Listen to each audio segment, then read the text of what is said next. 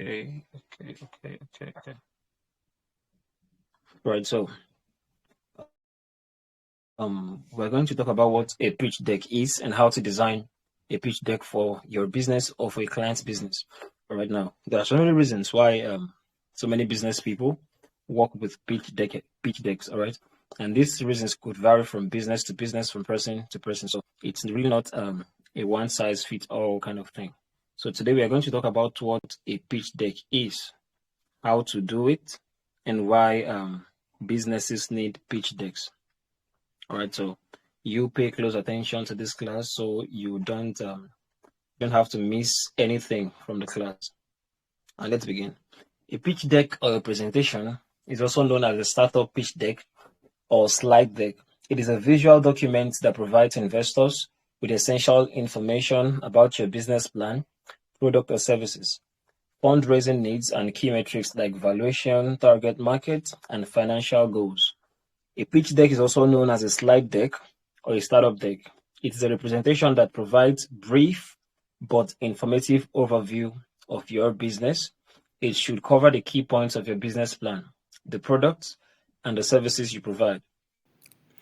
High-level financial projection and funding needs. So you must know that most businesses or individuals who are your clients will need pitch decks for different reasons. It could be to get investors' interest, to pitch to customers, or to market their product to potential customers. So there are different needs.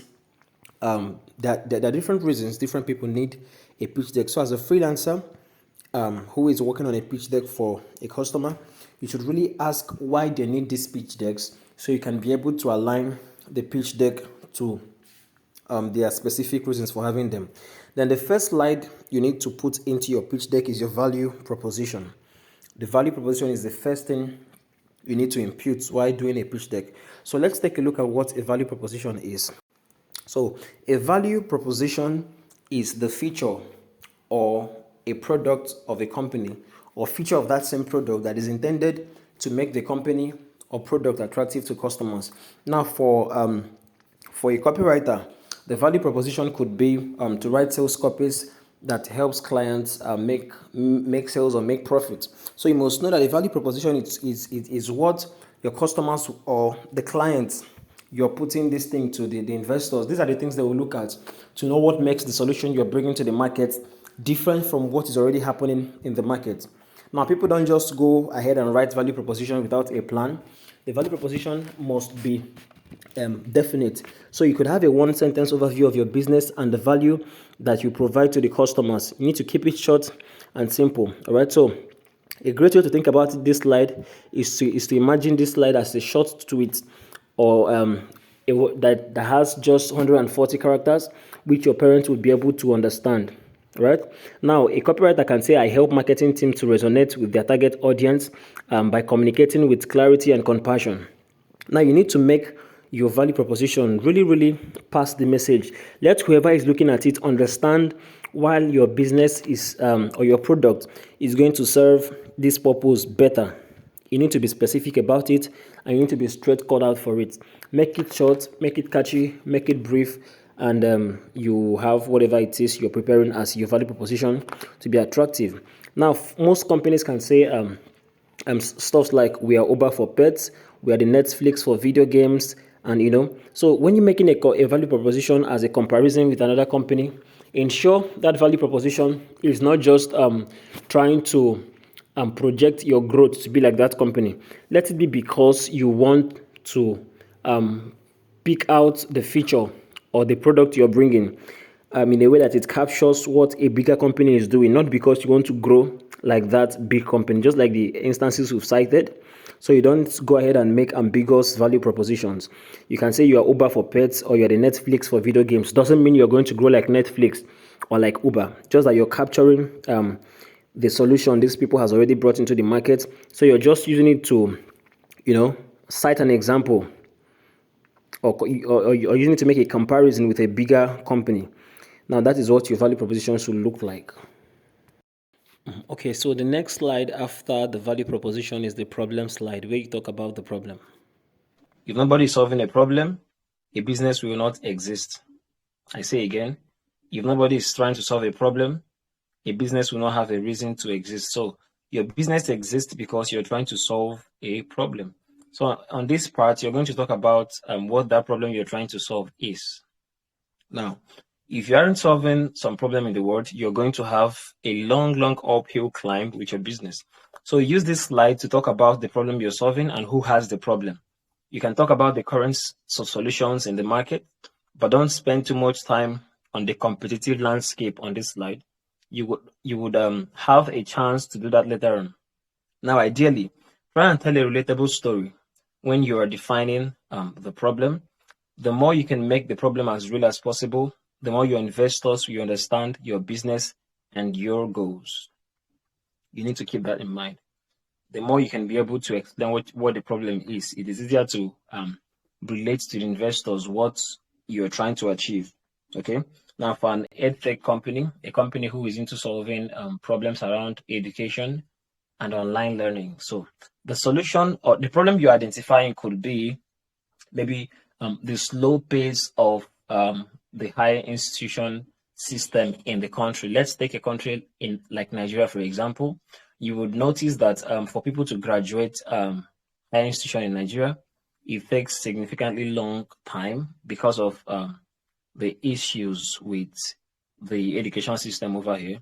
So it is quite understandable when you're trying to solve that problem using an online learning platform. So it could be, the problem could be maybe high cost of acquiring knowledge, which means you're going to build a product or a cheap product around that problem. Now, if the product you're building is not solving the particular problem you're listing, then mentioning that problem is going to be as good as you don't mention it. So ensure that before you list a problem, ensure that your business is positioned in a way that you're going to solve that problem. All right. For an e-commerce store could be solving a problem of originality in product. Probably many e-commerce companies deliver fake products. Now, you coming up with an e-commerce solution means one of the problems you could want to solve could be maybe extended delivery time. It could be fake products littered in the market and all of that. So ensure you're pinpointing the problem you're going to solve and you're facing it head on. Head on. It has to be relatable. It has to be understandable. It has to be something your investors can relate to. So when you're done with that, the next thing you should focus on is the market. That is the next slide. So let's look at what you have on the market segment. Now, in the target market segment, this is where you use this particular site to expand on who your ideal customer is and how many of them there are. You can make an estimate about this. So what is the total market size and how do you position your company in the market? If you can find the data, investors will want to know how much people or businesses currently spend in the market to get a sense of the total market size. This is where you tell the story about the scope and scale of the problem you're solving. Now, when it comes to the market segment, there are three different ways to categorize the market. Now, it could be by population, that's the general population. It could be by demography. When I talk about demography, I mean the age bracket of your target customers. Now, when they talk about market, it means your target customers, your target market. We're talking about their age bracket, their income size, their spending habits. It could be their spending power, their buying power, or generally you could talk about the size of your market in cash, in money volume. Now, there are industries that are worth up to $500 million. An industry can be worth up to $1 billion. So you talk about, and the valuation of an industry shows you how much people are willing to spend in the product in that industry. Now, it helps your investor to know the market share they are coming to take. Now, for a fashion business, you could say that the fashion business in sub-Saharan Africa is worth close to $500 million, is a close estimation of the entire market size. Now, this is you sizing your market in monetary volume, monetary value, right?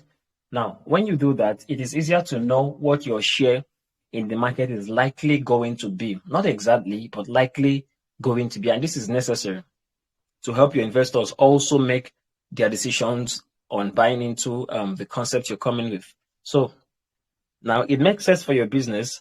You want to, if it makes sense for your business, you want to divide your market into segments that will address the different types of marketing and perhaps different types of product offerings. Now, you should be careful with this slide.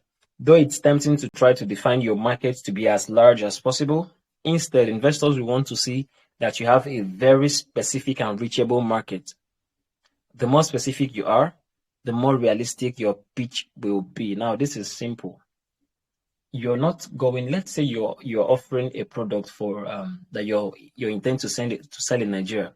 It could be an app solution, it could be any of those things. But the fact that you intend to sell this product in Nigeria does not mean everybody in Nigeria is your target market. Now that is you chasing shadows. That is you chasing more than you can handle. Now you could actually say that your target market are maybe the older generation or the older citizens between, let's say, 50 to 70 years old. These are the people you want to sell your products to, living in a particular part of Nigeria. Now you need to segment your market. You need to come down to the least possible target market that you can chase. It could be 70 from 45 to 60-year-old Nigerians living in Lagos. Now you're very specific. It could be undergraduates schooling in Southeast. Now you're specific. It could be high income earners living in Abuja. Now you need to segment your market. I am using basically just Nigerian cities because those are the ones I can easily relate to. So if you're in Kampala, you should know how to segment the market to Kampala. If you're in Accra, you should know how to segment the market to Accra. So before you find your business existing as a freelancer, if you're working on this job for a client, you should research on the market very, very well. Know the areas they live in, know the areas that businesses can serve, know the competitors in that market, and how you can come about your market size. You should be specific, something not ambiguous. Okay. So like I said before, you can do this in 3 ways. Is either a monetary value, meaning volume in dollars. Maybe you can say the market is worth so $1 million. Now you can say you're serving so amount of people living in this geographical area. It could state their age, it could state their industry of work if you're serving industry specific products. So that is that about that. Now the next slide is the solution. Now we've mentioned the problem, we've mentioned the market. Now what is the solution you're bringing into the market? What is the solution? Now, finally, you get to dive into describing your product or service. Describe how customers use your product and how it addresses the problems that you outlined in slide 2. Now, you do not list a solution that you've not listed a problem of. You can't list the solution when you didn't talk about the problem. So why does that solution exist if there is no problem? Before you work on this solutions slide, ensure it aligns with the previous slide, the slide 2, where you talked about your problem. Now, if you're building an education tech solution that is trying to address ambiguity in online courses, that means your solution has to be simplified courses that anybody can understand. If you're working on, if one of the problems you mentioned under your problem segment is maybe high cost of taking courses or high cost of education, one of the solutions you can come up with could be to produce or to make affordable courses. These are just ensure that whichever solution you're mentioning, it is aligning with the problem you've talked about in the previous slide. Ensure it is aligning. Don't say ambiguous things. Don't talk about solutions you didn't list what the problems are. Now, for an e-commerce store, maybe you're trying to solve, maybe you've talked about a problem in the e-commerce store that has to do with fake products or maybe delay in order delivery. Your solution could also be to hasten the speed of delivery. Maybe you're working on a software that makes order fulfillment easier, or you're working on a software that verifies the originality of product or that vets the vendors you have in your store, just ensure that for each problem you listed in that slide, you have a solution addressing it. And for each solution you're going to talk about, you go back and impute a problem to it. So it is easy for them to link what you're doing. Let it not be that you're saying one thing here and you're doing some other thing in the other slide. Make sure everything you're doing is aligning. Everything you're doing is in tandem. Let there not have a reason. Let there never be a reason to be a disparity in whatever you've talked about. So those are some of the things that are really, really necessary for you to put into consideration. All right, so let's talk about let's go to the next slide. The next slide we have is your business model, right? So what is your business model? Your business model is just the structures around how your business makes money, how your company intends to generate profit, how your company intends to get income in the market. That is what your business model is. So let's read the note we have on the business model. So your revenue business model. So now that you've described your product or service, you need to talk about how it makes money. Like I just said now, what do you charge and who pays the bills? For some businesses, like content sites, for example, advertisers pay the bills instead of users. So it's important to flesh out the details on this particular slide. You can also reference the competitive landscape here and discuss how your pricing fits into the larger market. Are you premium, high price offering, or a budget offering that undercuts existing solutions in the market? Now, what is your business model? For someone who is working on an education tech, maybe you're building an online platform, definitely your business model is going to be selling products. Because if you're not selling products, I wonder how your company intends to make money. All right, so whatever business you're doing, you should find a way to work around your business model so that your investors know this is how they're going to get money. This is how your business intends to generate income. For an e-commerce store, okay, I'm using EdTechs and e-commerce stores, for example, and that is how it's going to be for the rest of this tutorial. Now, for an e-commerce store, many people actually think e-commerce stores make money by having products listed on the site, but that is a lie. E-commerce stores do not make money like that. Many e-commerce companies, Jumia, Konga, Alibaba, all the rest of them, a lot of them do not have their own products. They just man the platform and have vendors list their products on the platform.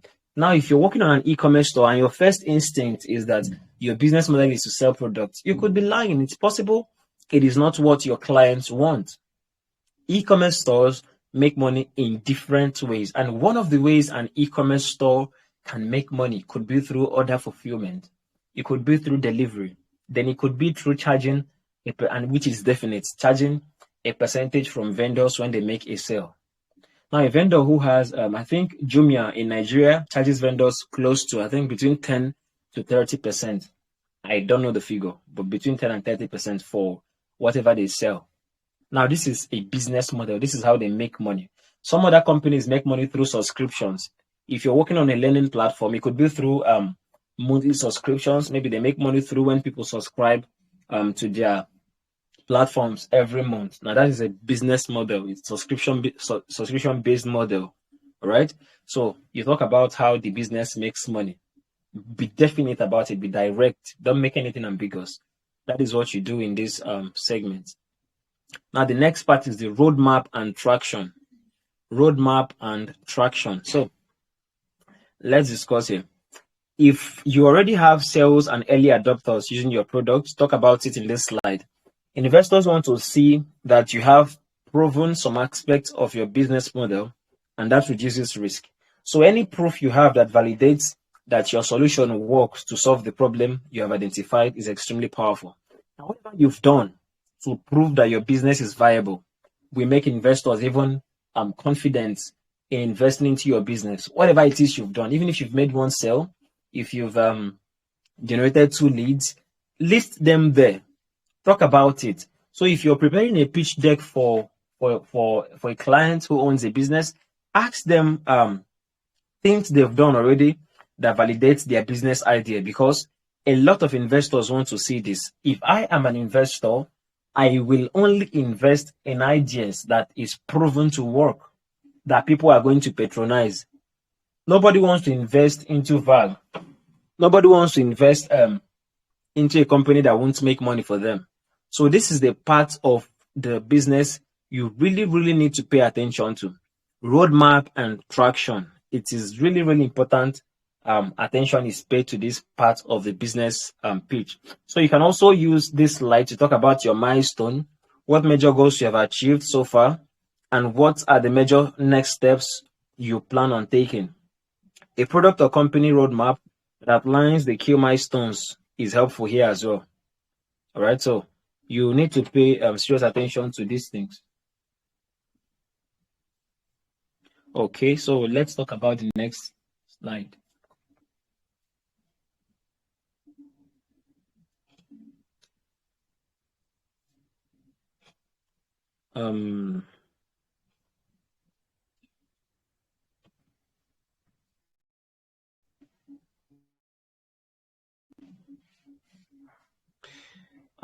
Okay.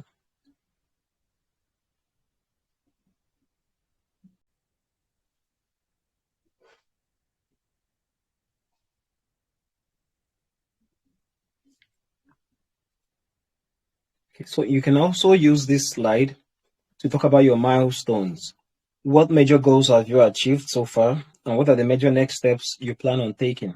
A product or company roadmap is that outlines key milestones is helpful here. Now, when you're talking about when you're done talking about your traction, the next thing you need to talk about is your roadmap. One, your traction validates that your idea is possible. That is something that can be done. So that is that about your traction. But when it comes to your roadmap shows your investor or your potential customer. Like I mentioned earlier, a pitch deck can be used for different reasons, probably to attract an investor or to pitch to customers. So talking about your company's roadmap shows the milestones or the things you plan to achieve for your business. Talking about the roadmap is really necessary. It guides your investor into what you have planned for your business. It shows them a definite plan on what you intend to do, what you have in mind, and the big things that will make your business successful. So ensure you work on a good roadmap that can attract your investor. This is really necessary, so you don't miss out this part at all for any reason. Okay, let's talk about the next slide, which is marketing and sales. Now, under marketing and sales, here you talk about so how are you planning to get customers' attention, and what will your sales process look like? You use this slide to outline your marketing and sales plan. You want to detail the key tactics that you intend to use to get your product in front of prospective customers. Here you're going to talk about the strategy, any marketing strategy that you're going to use to get your customers. It could be through social media advertising.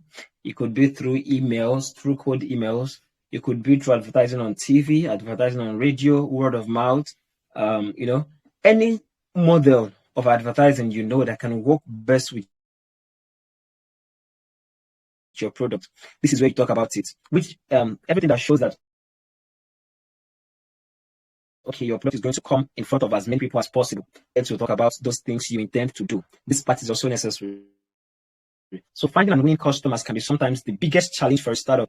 So it's important to show that you have a solid grasp of how you will reach your target market and what sales channels you plan on using. Sales channels include social media, Google ads, emailing, text messages, cold calling, and all of that. So those are channels you plan on using. So if your marketing and sales product process is different than your competitors, it's important that you highlight that here.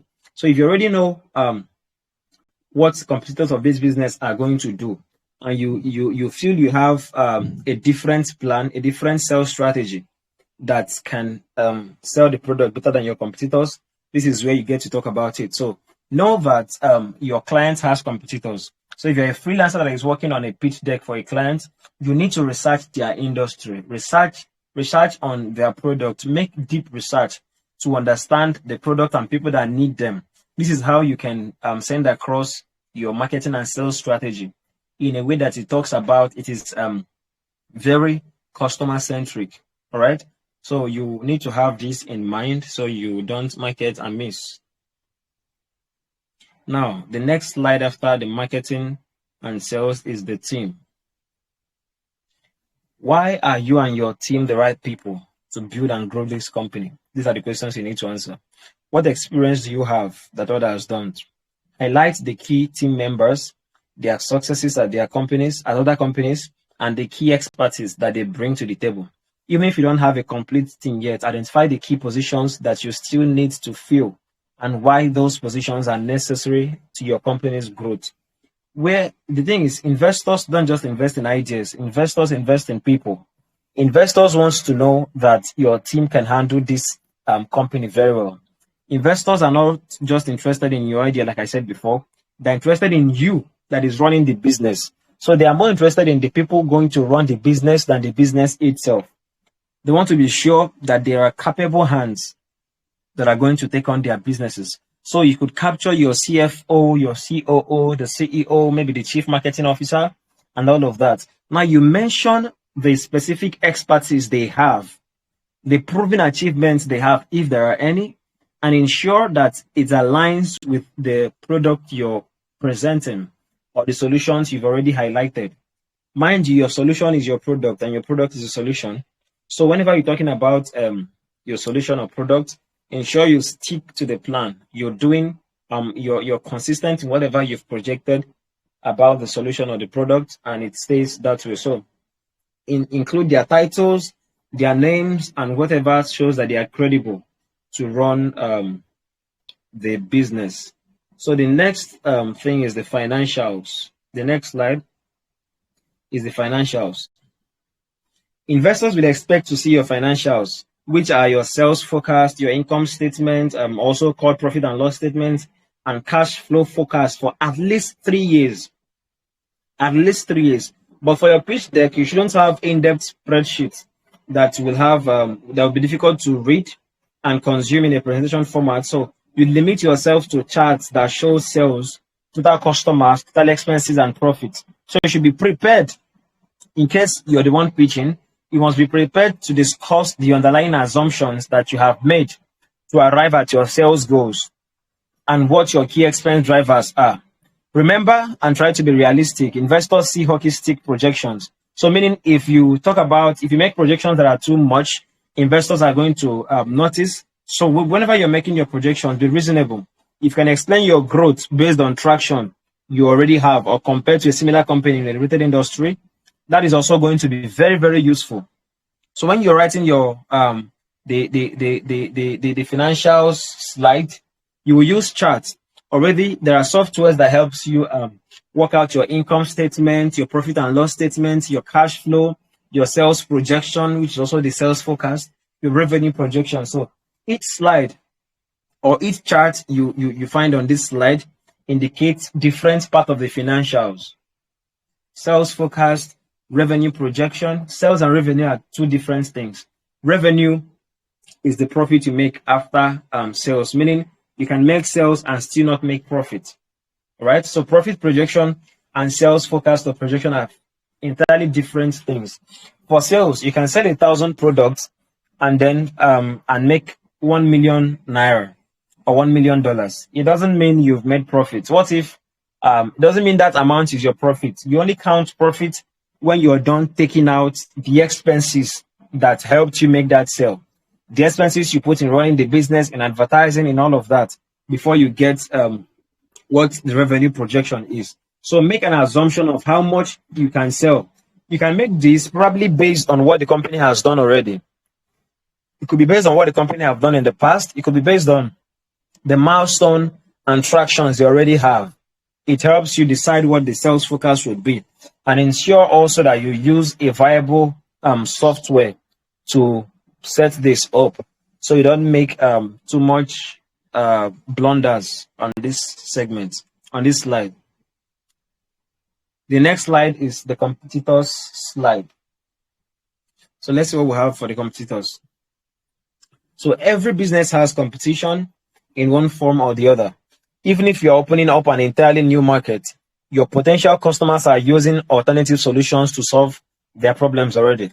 So describe how you fit into the competitive landscape and how you're different than the competitors and alternatives that are on the market today. What key advantages do you have over the competition? Or is there some secret source that you have and others don't? So the key here is explaining how you are different than the other players in the market and why customers should choose you. When you're talking about the competitors slide, you talk about when you talk about your competitor, you say what they do, first of all, who they are, what they do, and how they deliver their solution to the market. This is really necessary. You must prove that you understand the market so well that you know the competitors in it. You must know the demons you're fighting, know the people who are dragging the market size with you.